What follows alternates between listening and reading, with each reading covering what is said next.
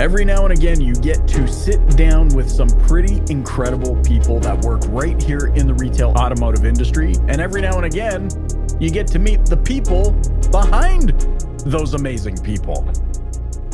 And I got to tell you, I'm so excited to sit down with our guest today to learn about being a better person. Yes, you heard that right. You know, DPB gang, that we care about building relationships of trust. We care about laying a solid foundation so that we can go out into the communities with which we reside and serve and be amazing human beings who who enhance and enrich the lives of other people. That's exactly what we're going to talk about today. My guest, Damian Boudreaux, is an internationally recognized speaker, consultant, and teacher.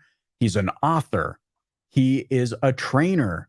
He, in fact, co-authored with Ali Reda, who's been on the show now, a DPB alum, a book titled How to Sell 100 Cars a Month. But, if we're being honest, we don't really want to talk about how to sell 100 cars a month. We want to talk about what you need to do and how you need to behave and what you need to become in order to make results like that achievable. Damian Boudreaux, thank you so much for joining me here on the Dealer Playbook podcast.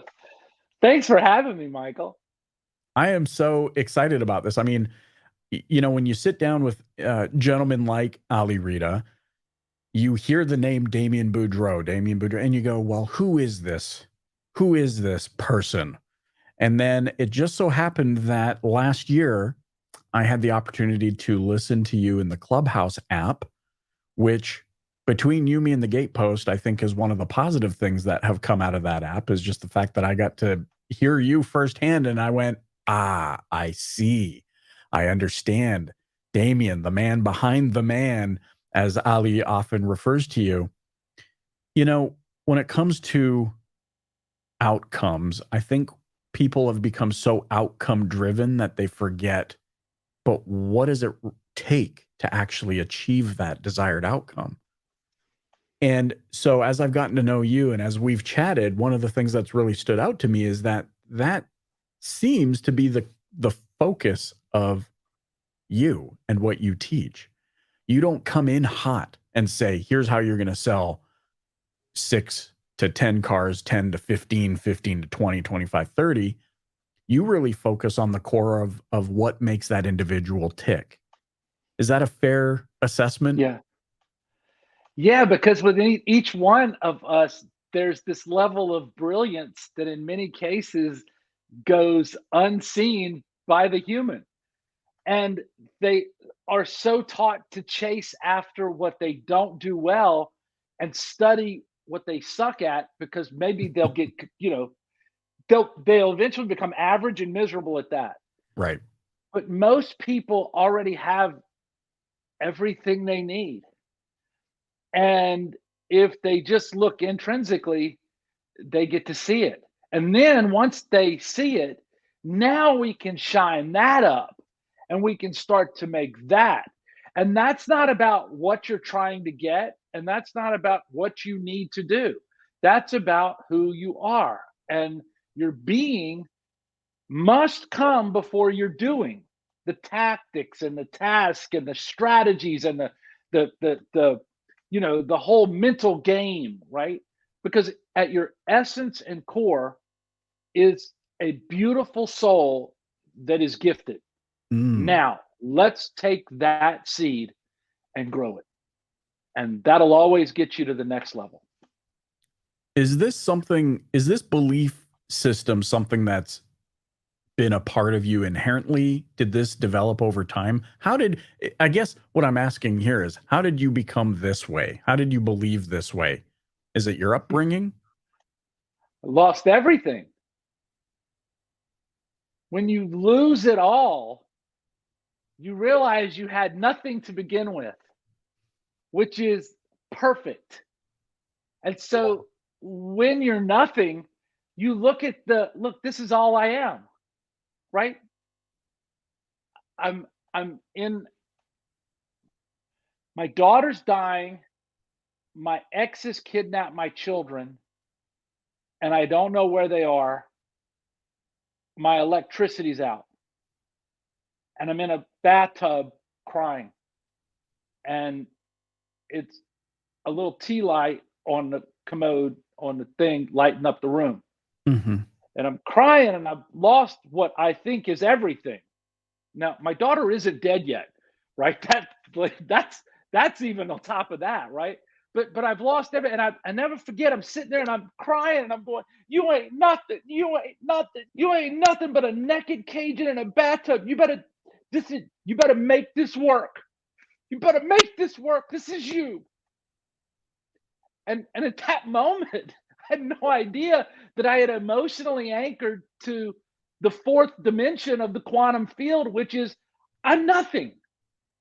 Therefore, I am everything with everything as nothing. And it's the most empowering place in the world because now I no longer have to be impressive. I no longer have I no longer have to step up into a thing that says you can hurt me. You can't hurt me. You can't take anything away from me. And over the next 3 years, I proceed to lose more and more and more and more. And that's when you realize, look, when you lose everything, and it doesn't matter what you do, because you're not going to have anything. The only thing you have is being.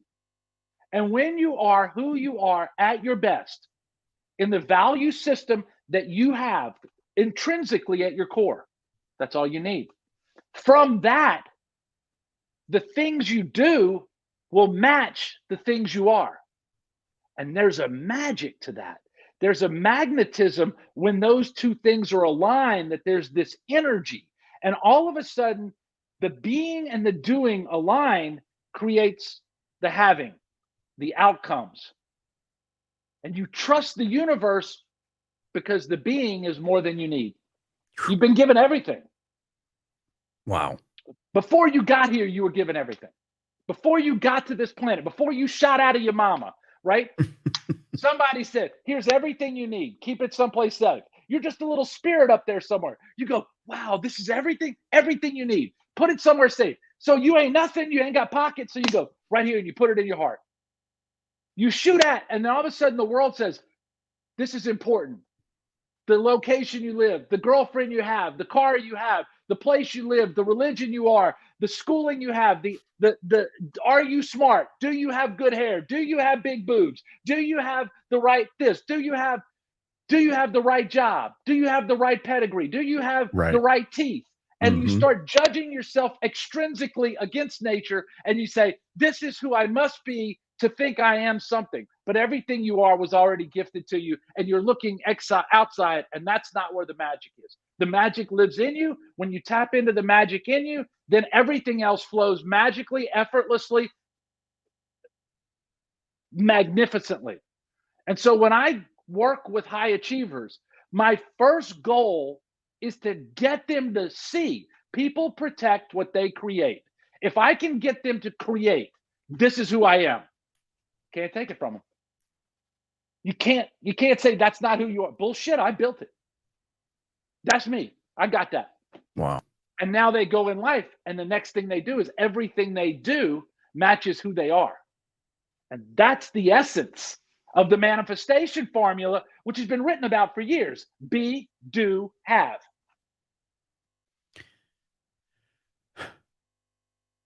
I think about my moments of coming to the stark realization that I'm nothing in nothing, Yeah. you know? For me, it was severe suicidal depression for the better part of a decade. Um, and really, what haunted me was that I felt like I had no reason to ever be depressed. Great upbringing, good parents, born of goodly parents who did their best, immigrated from Europe to give us a better, shot. Um, but for whatever reason, severe suicidal depression, and I can recall those moments of nothingness, sitting on the ledge of the cliffs in West Vancouver, Canada, looking down into the black ocean, saying, "Today's the day." And similar to you, realizing at that crossroads that either life is not worth living or maybe, just maybe, something can be created here. Um, and so I find it really interesting that this is where we start this conversation. And from this point of nothingness and having a healthy understanding of the fact that the decisions and the choices you make today are going to have a compounding ripple effect on years and years and years to come. And that there's somebody listening to this, whether in the automotive industry or outside of the automotive industry, who just needed somebody to understand how they feel today by hearing what you just said, I think is tremendous. Yeah, look, the divinity in the nothing is amazing, because we look at I'm nothing, and in the divinity of creation of the universe is huge. And now, being nothing, I can surrender to everything and just be and let life flow in the way it's supposed to. Yes, do I have goals? Yeah, I put it out there in the universe. I let the universe have it. Here, hold this for me. I'll be here. I'll be back for it later. And Hmm. then I create the future self that needs to be that human to accomplish that dream, that goal, that outcome. And I bring that future self to today's dimension.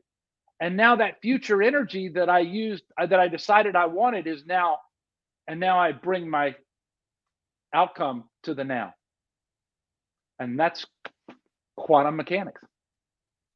It blows my mind. I mean, because I've experienced the fruit of it firsthand, I sit here and I go, tell me more, tell me more.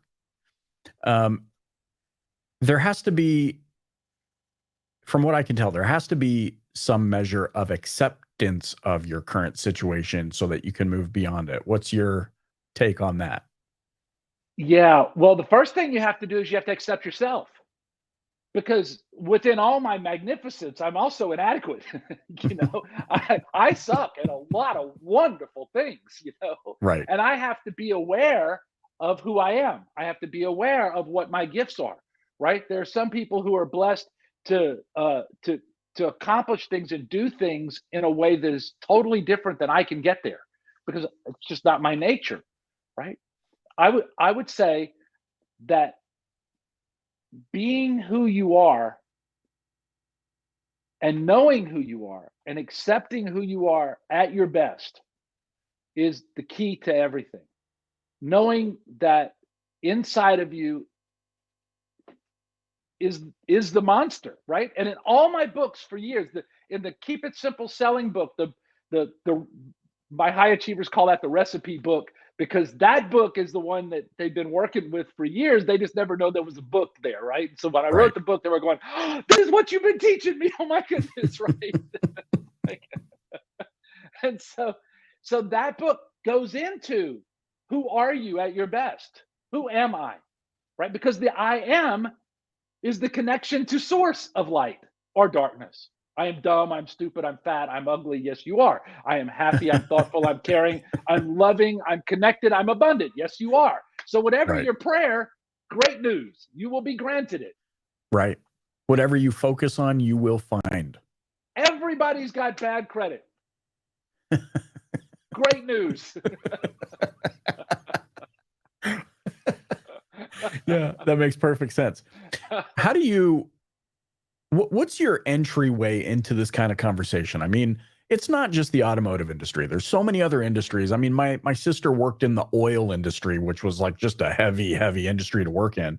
Um, to her estimation, probably made the car business look like a circus, as far as how rough and gritty and set in our ways. And we've been doing oil since we first found oil and 18 whatever.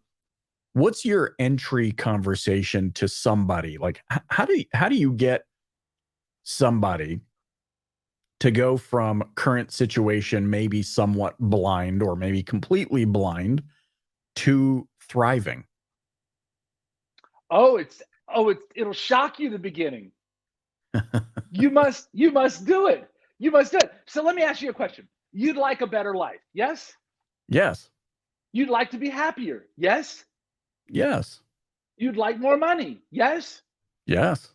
See, you want everything high achievers want. You want two things: more, better. Right. More and better. Right. Wherever you are right now is not good enough, and it's not more enough, and it's not better enough. There Right. is another level up. Oh my God, I got to get there. I'm not happy here. Certainly, I can achieve more, Sure. right? Now, in life, there are also people who suck, who are not trying to get the next level. They're just trying to get out of the pit. Right. And so I'll give you an example. So I work with kids, and it's easier for me to build a kid than fix an adult, but I'll fix you.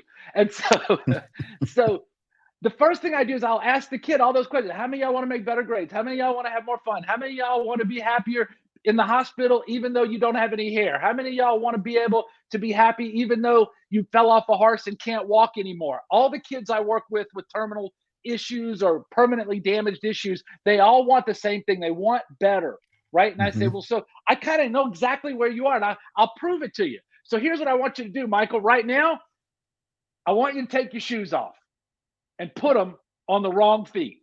Do it now.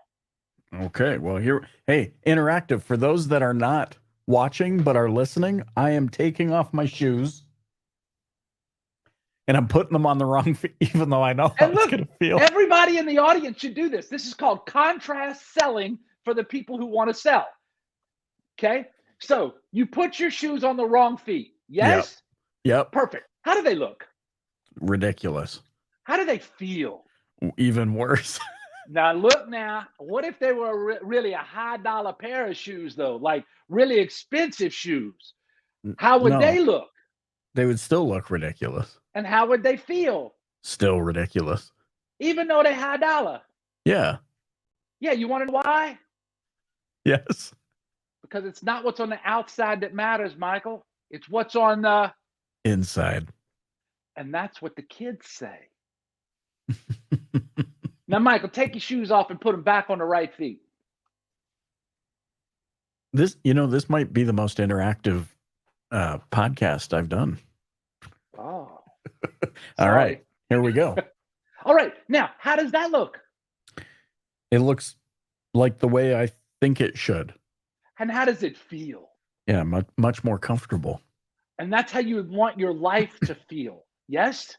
Yes. And I tell children, I said, let me tell you the dirty little secret about adults. They wake up every morning and their dumb ass puts their life on the wrong feet. And they wonder why they're angry and they pissed off and they chew on windshields when they drive it and they don't got no money and they poor and they broke. It's because their life is on the wrong feet. And if you want to put your life on the right feet, the first thing you have to do is know who you are. And so here's the exercise for everybody in the audience. All I want you to do, real simple, is write 60 positive characteristics of who you are at your best. You put I am in front of each word because I am are the two most powerful words in the English language because they connect you to your source of light or dark. You choose. Mm-hmm. And when you put these, adjectives only, class. Adjectives only. Okay. Now, for kids, they know what adjective is. Adults, they done forgot. So an adjective is a describing word, class. And if you put an or a the after am, the next word would be a noun or so you can't use that, right? So it's I am blank. I am happy. I am blank. I am interesting. I am blank. I am smart. And you're just going to write 60 of them. Do not shortcut this. Your brain and your body connect somewhere between 40 and 70 words. And you want your heart and your brain to get it. So write them all out. And if they write them all out and they connect with you, you can connect them to me and I'll tell them what to do next. But imagine, Michael, if you walked into life and every situation you came in, you had this this plethora of words that you could be in a heartbeat, because you are everything you need. Right. Michelangelo did not paint the Sistine Chapel with 16 colors. He had hundreds of colors, and he knew how to use those colors to make that center point, the sun, day one, connect to everything else on that rooftop. So that when the Pope walked out and he saw the first thing, the Pope knew that it was multiple, it was multidimensional. You are multidimensional. You have gifts that you haven't tapped into, because if I ask you to write 60 characteristics of everything you suck at, you'll do that faster than this exercise. Because we are taught to focus on, I am dumb, I'm stupid, I'm fat, I'm ugly, I'm poor, I'm broke, everybody got bad credit, F and I hates me, they can't get shit approved, and all of a sudden the next thing you know, you have a life where your prayers are being answered because nothing's happening in your favor. And when you are who you are at your best, everything happens with no effort. Mm. This is interesting because, especially in the age of the internet, and I'm sure it happened before, just our accessibility to this phenomenon has increased exponentially. I believe the internet has created a vehicle by which we are teleported to an alternate reality where stupidity is the norm And celebrated.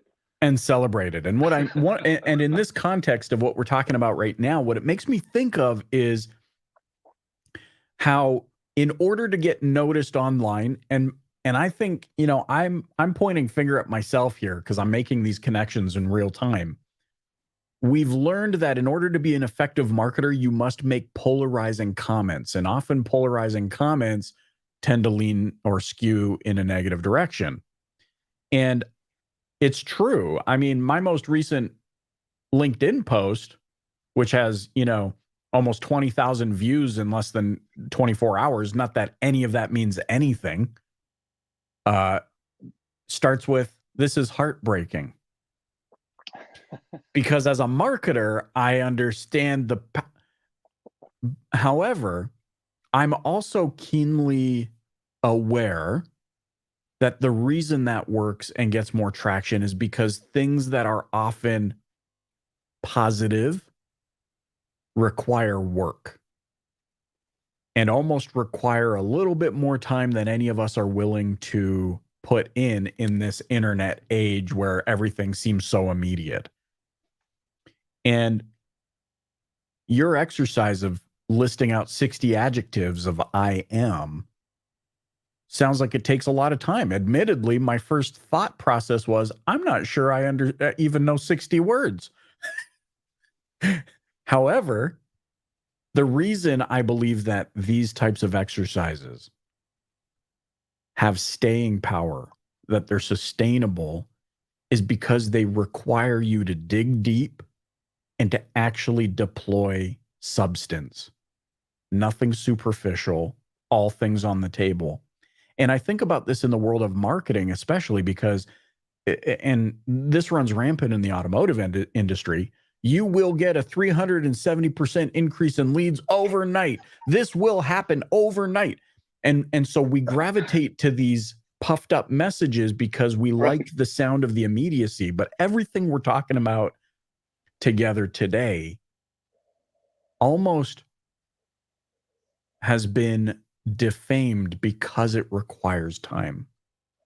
Yeah, it's worth it, because the investment in this pays off for the rest of your life. And if somebody does 60, here's what I'll do.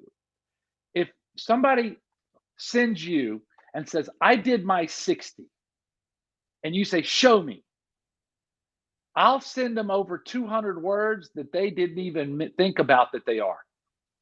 I've got over 500 adjectives that describe who I am at my best. Now, I'm not all of those things all of the time, and I'm Mhm. not all of those things to the same level. But when it comes to generosity and happiness and helpfulness, I'm off the charts. I'm like a freak of nature.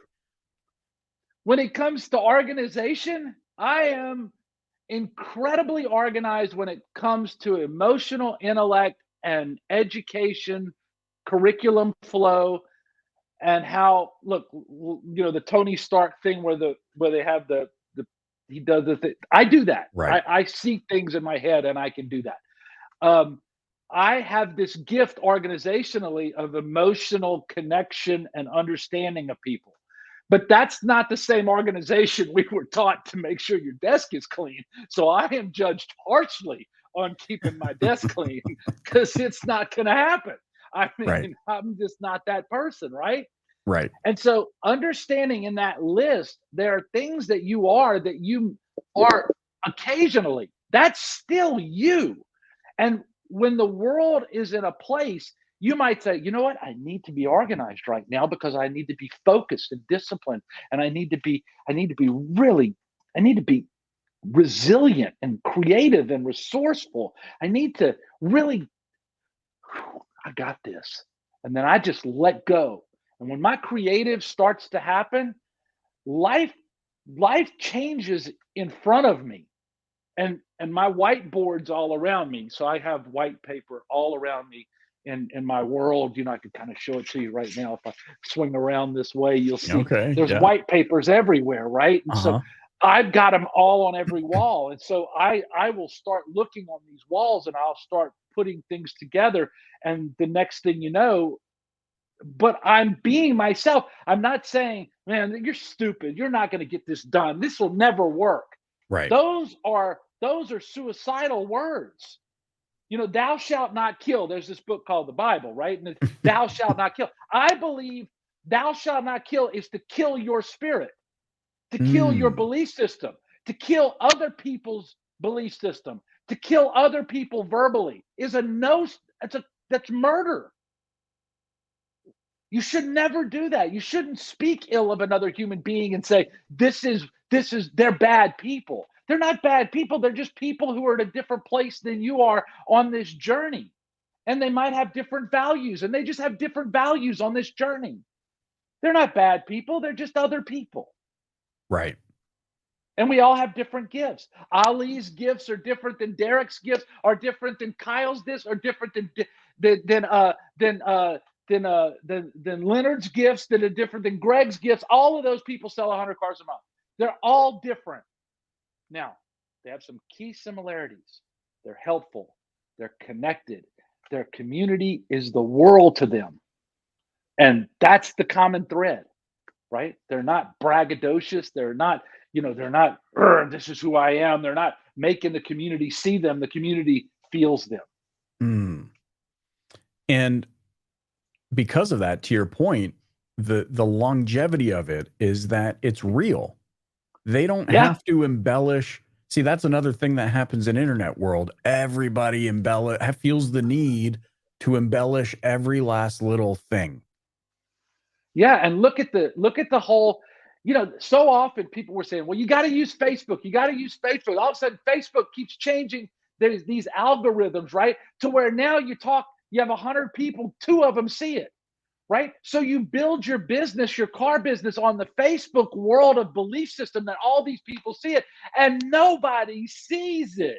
Now, you go to the grocery store and you compliment the guy putting up the Campbell soup, he will always see you for the rest of his life. You see the lady who's checking out person after person after person, and nobody compliments her on her hair or her earrings or how wonderful she is and how thoughtful she is. And she will always see you from the rest of the moment. It is the greatest Facebook real life thing because you're part of your community.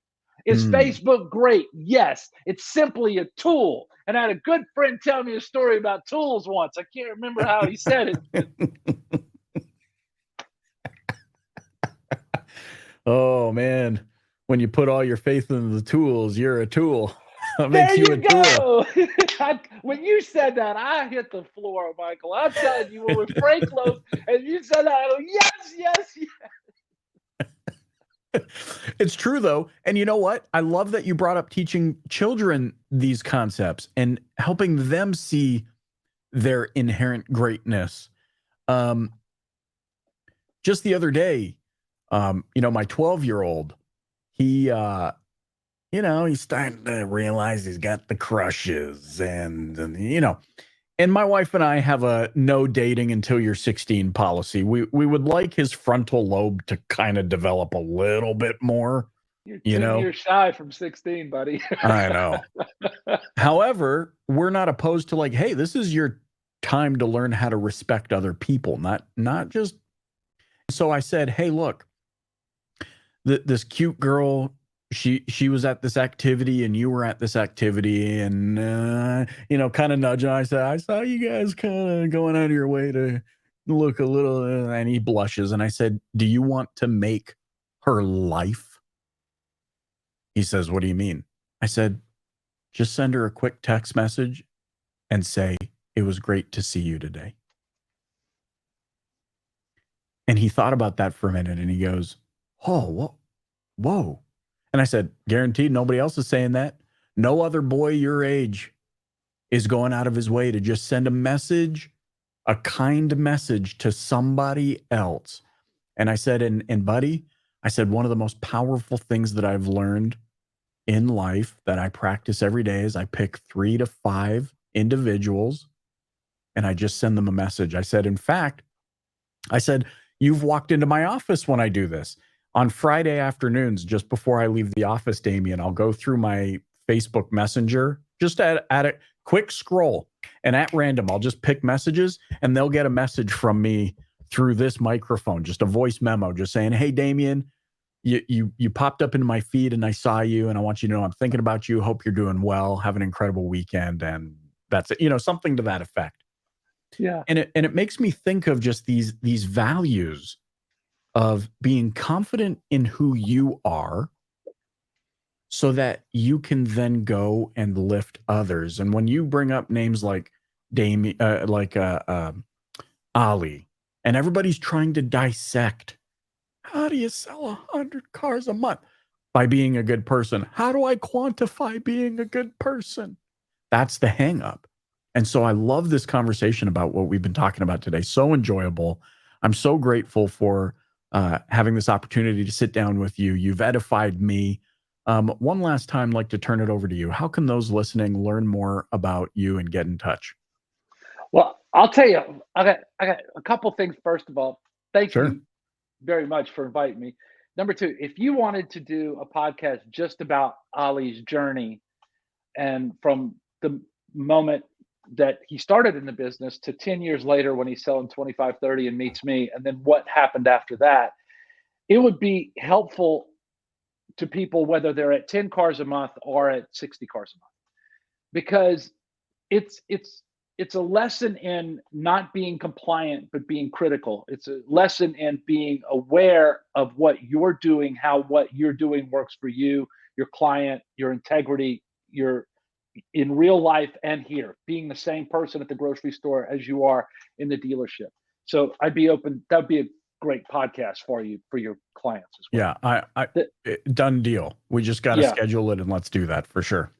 The next thing is for parents. Uh, my dad in 7th grade, I didn't remember this at all.